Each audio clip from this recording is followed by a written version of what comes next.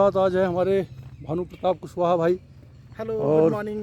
भानु भाई जी हमारे बड़े ही विलक्षण प्रतिभा के धनी हैं और आपकी जो है स्कूलिंग हुई सैनिक स्कूल घोड़ाखाल से, और उसके बाद तो सब लोग जानते ही हैं कि भाई घोड़ाखालियंस तो डिफेंस फोर्सेज में जाते ही हैं।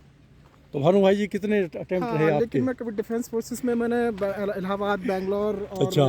दिया, लेकिन उसके बाद में मेरा सिलेक्शन एसएसबी में नहीं हो पाया था। इसके अच्छा। पश्चात मैंने इलाहाबाद गया, इलाहाबाद से मैंने ग्रेजुएट पोस्ट ग्रेजुएशन किया बढ़िया। और इसके बाद में लेक्चरशिप गांधी इंटर कॉलेज में मेरा सिलेक्शन हुआ, वहाँ पर कुछ दिन काम किया। उसके बाद में सिविल सर्विसेज की मैंने तैयारी की। बहुत बढ़िया। उसके पश्चात में कई सारे इंटरव्यू देने के बाद में मेरा सौभाग्य मिला कि मुझे उत्तराखंड में सेवा करने का मौका मिला। जी।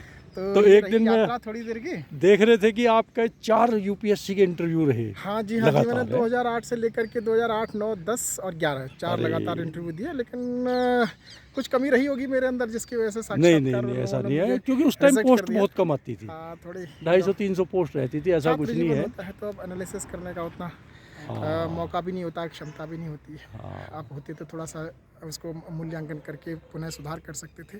तो समय स्थान की अपनी सीमाएं होती हैं। लेकिन मैं तो ये जानना चाह रहा था, जैसे आपने ये सब इतना तैयारी करी तो कैसे मतलब अपने आप को एक तरीके से कंटिन्यूएशन में रखा? मतलब नॉर्मली क्या होता है प्रतियोगी परीक्षाओं में एक ही टाइम तक आदमी तैयारी कर पाता है। कई सारी निराशा कैसे? की स्थितियां आई। हाँ। लेकिन निराशा की स्थितियों में बस इतना था कि हाँ, मेरे पास कोई ऑप्शन नहीं है, कुछ करना ही है। और जब ऑप्शन इंसान के अंदर नहीं रहता है तो वो अपना 100 या 200% देता है उसमें। बढ़िया। हर स्थिति को इस्तेमाल करता है, हर तरीके का एक्सप्लोर करता है कि किस तरीके से सफलता प्राप्त की जाए। लेकिन हाँ, विकल्प रूप में मैंने कुछ चीज़ें अपने पास रखी थी कि टीचिंग जॉब भी हो सकता है। मैं PhD परस्यू भी कर रहा था। बहुत बढ़िया। लेकिन वो पीरियड जो होता है बहुत ही निराशाजनक होता है, लेकिन उस निराशा में भी हमें कंटिन्यू करना होता है, क्योंकि हर रात का एक सुबह होता ही होती होता है। तो इसमें मैं मतलब थोड़ा ये भी आपका कहूँगा, जो है संघर्ष रहा नॉर्मली जो हमारा डे टू डे लाइफ है, हम एक प्रोफेशनल हो गए, आप भी एक बहुत बड़े ब्लॉक को देख रहे, तो वो जो संघर्ष है, वो जो तैयारी वाला फेज रहा, जो भी उसका अनुभव है, वो अब किस तरीके से काम आ रहा है? मेरे ख्याल से कुछ पॉजिटिव चीज़ होगी उसमें। वो अनुभव जो हमारा है चरित्र निर्माण का काम करता है। मैंने एक कोटेशन पढ़ा था कि जितना जो सफलता जल्दी मिल जाती है वो अहंकार हमारे अंदर ला देती है, और जो सफलता धीरे धीरे मिलती है, हमको संघर्षमय जीवन के पश्चात मिलती है, वो हमारे अंदर चरित्र का निर्माण करती है, हमारे मूल्यों को हमारे अंदर ठोस बना कर रखती है, और उससे जीवन हमारा एक सकारात्मक दिशा में चलता है। और फिर जो भी परेशानियां हमारे जीवन में आती हैं, आती तो रहती ही है परेशानियां, लेकिन वो उन परेशानियों को हम हंसते हंसते कोप अप करना सीख जाते हैं। हैं। अरे रियली यही चीज़ कहीं ना कहीं आपके अनुभव से प्रतियोगी परीक्षाओं में जाना चाहते हैं युवा, वो उनके लिए ये मैसेज कुछ आप दीजिएगा।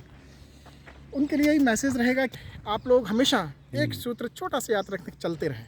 बिल्कुल। बस जैसे नदी बहती है, पहाड़ों से, नदियों से, कचड़ों से और परेशानियों से नदी बह करके समुद्र में मिलती है, उसी प्रकार से आप बहते रहें, आप एक न दिन अपने मंजिल के समुद्र में पक्का मिलेंगे। बहुत बढ़िया। और मैं कहूँगा कि हमारे भानु भाई बहुत ही इनोवेटिव खंड शिक्षा अधिकारी हैं, जहाँ जहाँ भी रहे हैं अपनी अलग छाप छोड़ी है। इनफैक्ट अपने बेटे का एडमिशन बिटिया का कराया था ना? जी, बिटिया का एडमिशन मैंने सरकारी विद्यालय में कराया था, तो वहाँ की छात्र संख्या जो है मुश्किल से 10-12 थी, बढ़ा करके उसको जो है 50 के लगभग पहुँच गई थी 1 साल के अंदर। ये बहुत अच्छी चीज़ थी, क्योंकि मेरी बिटिया के बहाने 40-50 अन्य बच्चे भी अच्छे से लाभान्वित हो रहे थे, चाहे शिक्षा का हो, चाहे भौतिक संसाधनों के जुटाव हो। इन सारे संसाधनों का जुटाव, मेरा भी इंटरेस्ट, दिलचस्पी इसीलिए बढ़ गई थी कि मेरी बिटिया भी वहाँ पढ़ रही है, तो ये एक इनिशिएटिव था छोटा सा। तो बहुत अच्छी बात है। और आगे आपका अपने इस विभाग के लिए क्या विजन, क्या सोच लेके चल रहे हैं? क्या कुछ हम लोग जहाँ भी रहें, छोटी सी जगह में भी रहें, अपना छोटा छोटा प्रयास करते रहें, क्योंकि छोटा प्रयास ही बड़े प्रयास में परिवर्तित होता है। कई सारे नेगेटिव एस्पेक्ट्स आ सकते हैं, नकारात्मक सोच आ सकती है, समय आ सकते हैं, लेकिन हाँ, हम छोटे छोटे प्रयास जारी रखेंगे तो कहीं कहीं दीप जलते रहेंगे। बिल्कुल। और वो जो दीप जलते रहेंगे, हो सकता है कि उन जलने वाले दीप अन्य दीपों को जला दें, छात्रों के जीवन में रोशनी ला दें। बहुत बढ़िया। बस इतना ही है। थैंक यू भानु भाई। और इनके साथ रहना ही इंस्पिरेशन से भरा हुआ है। मुझे तो इस बार सौभाग्य है कि मैं रूममेट हूँ भाई का, और कुछ ना कुछ चीज़ जानकारी लेता रहता हूँ इनसे, और बताते हैं बड़े ही सरल शब्दों में।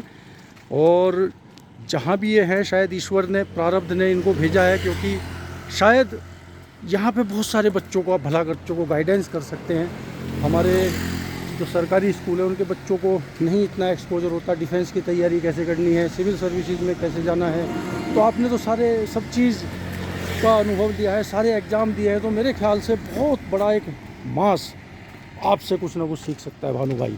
तो ईश्वर लाए हैं आपको यहाँ इन बच्चों के लिए, मैं तो यही मान के जी, चलता हूँ। धन्यवाद। ये अतिरिक्त जो है उत्तरदायित्व के रूप में स्वीकार ना एक बहुत बड़ा चैलेंज है, चुनौती बिल्कुल, है, लेकिन बिल्कुल। यह है कि चुनौतियाँ स्वीकार करके ही जीवन की सार्थकता प्रतीत होती है। बिल्कुल बिल्कुल। तो बस थैंक यू भानु भाई, थैंक यू।